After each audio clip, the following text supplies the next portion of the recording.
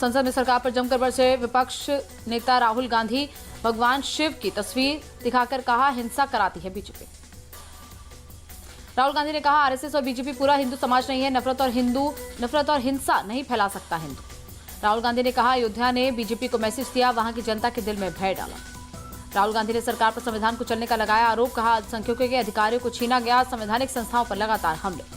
राहुल गांधी ने अग्निवीर योजना को रद्द करने की मांग की। कहा, सरकार अग्निवीरों को शहीद नहीं मजदूर समझती है। लोकसभा में राहुल गांधी ने नीट का मुद्दा उठाया। कहा, प्रोफेशनल एग्जाम कमर्शियल एग्जाम में बदला। 7 साल में 70 बार पेपर लीक हुआ। राहुल के हिंदू वाले बयान पर पीएम मोदी का पलटवार। पूरे हिंदू समाज को हिंसक कहना गंभीर बात। गृहमंत्री अमित शाह ने राहुल गांधी से देश से माफी मांगने की मांग की। कहा, हिंसा को किसी धर्म से जोड़ना गलत। राहुल गांधी के अग्निवीर वाले बयान पर भड़के रक्षा मंत्री राजनाथ सिंह। नेता विपक्ष पर गुमराह करने का लगाया आरोप। कहा, गलत बयानबाजी कर रहे। अमित शाह ने भी राहुल पर अग्निवीर को लेकर झूठ बोलने का लगाया आरोप। कहा, नेता विपक्ष को अपने बयानों को सत्यापन करना चाहिए। किसान आंदोलन एमएसपी के मुद्दे पर संसद में हंगामा। राहुल गांधी के सवाल पर कृषि मंत्री शिवराज बोले, एमएसपी पर झूठ बोल रहे हैं नेता विपक्ष। राज्यसभा में नेता विपक्ष मल्लिकार्जुन खड़गे ने सरकार को घेरा। कहा, बीजेपी संविधान की बात करती है पर मानती नहीं। नए क्रिमिनल लॉ के लागू होने पर बोले गृहमंत्री अमित शाह, आज सही मायनों में न्याय व्यवस्था का भारतीयकरण हुआ। नए कानूनों से आधुनिक न्याय प्रणाली का सृजन होगा। अमित शाह बोले, नए कानूनों से पीड़ितों के अधिकारों की रक्षा होगी। पीड़ित महिलाओं का बयान अब घर में ही दर्ज हो सकेगा। शाह ने कहा, नए कानून में मॉब लिंचिंग के खिलाफ भी सख्त कानून। अब राजद्रोह की जगह देशद्रोह की धारा होगी। अमित शाह ने विपक्ष पर भी साधा निशाना। बोले, विपक्ष ने कानूनों पर झूठ फैला रहा। दोनों सदनों में चर्चा के बाद ही कानून बना है। नए क्रिमिनल लॉ पर बोले Delhi police commissioner Sanjay Arora, Delhi police नए कानून लागू करने के लिए तैयार है। नए कानूनों के तहत एफआईआर दर्ज करना शुरू की। आपकी राष्ट्रीय प्रवक्ता प्रियंका कक्कड़ ने कहा, नए क्रिमिनल कानूनों से न्यायालयों पर बोझ पड़ेगा। नए क्रिमिनल लॉ पर बोले छत्तीसगढ़ के डिप्टी सीएम विजय शर्मा, देश की जरूरत के हिसाब से जो कानून होना चाहिए था वो आज लागू हो गए।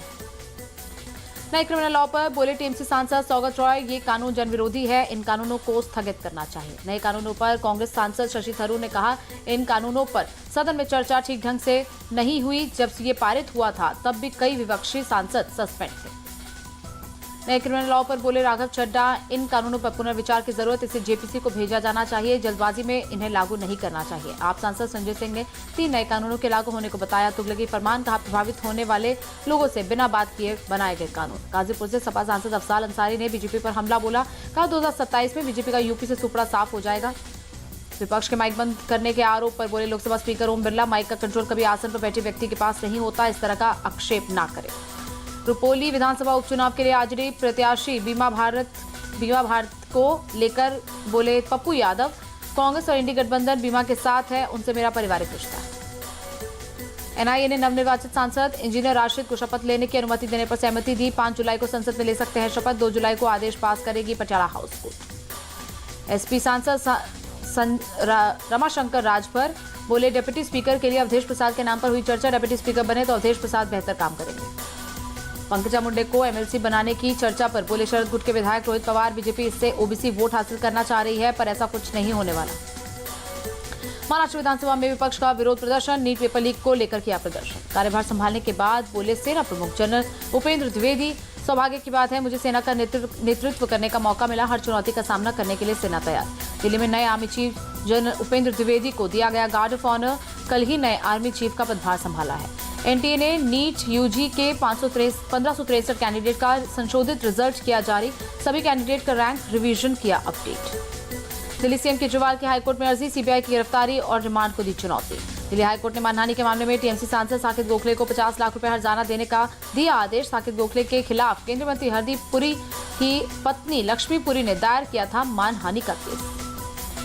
लक्ष्मीपुरी के वकील मनिंदर सिंह बोले, कोर्ट ने 8 सप्ताह के भीतर आदेश का पालन करने को कहा। टीएमसी सांसद साकेत गोखले ने लक्ष्मीपुरी पर स्विट्जरलैंड में आय से अधिक संपत्ति खरीदने का लगाया था आरोप। यूपी के सीएम योगी ने सिंचाई विभाग के अधिकारियों के साथ बैठक की। बाढ़ की रोकथाम और व्यवस्था पर की बातचीत।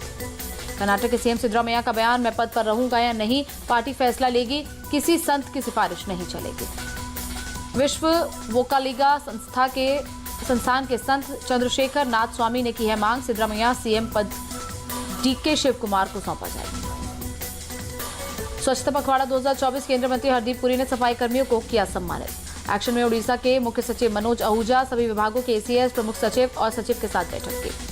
एमपी विधानसभा परिसर में कांग्रेस विधायकों का प्रदर्शन, नरसिंह घोटाले के दोषियों पर कार्रवाई की मांग की।